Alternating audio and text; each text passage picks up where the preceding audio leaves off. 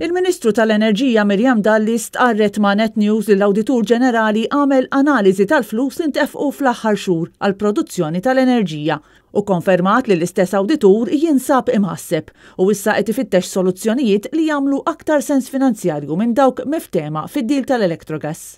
L-Awditur Ġenerali għamel comparison tal-prezzijiet fuq terminu ta' numru ta' xhur.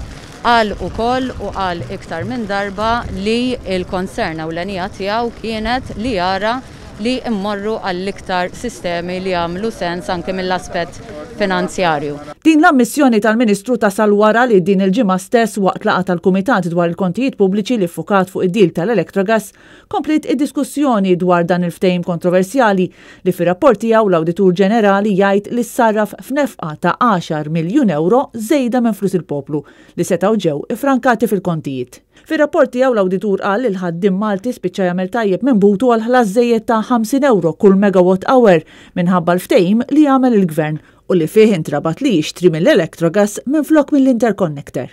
Intant wara li staqsejna lil Miriam Dalli dwar proġett li ġie diskritt bħala monument ta' korruzzjoni tal-Gvern Laburista, provajna nistaqsu wkoll dwar iċ-ċertifikat ta' korruzzjoni li ħall-Gvern Malti fl-aħħar jiem minn Transparency International fejn kiseb l-agħar riżultat fl-indiċi tal-korruzzjoni minn kemm ilu jsir dan ir-rapport.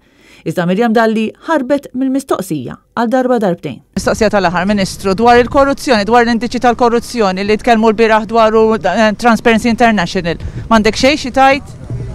Kristina Majra għal Net News.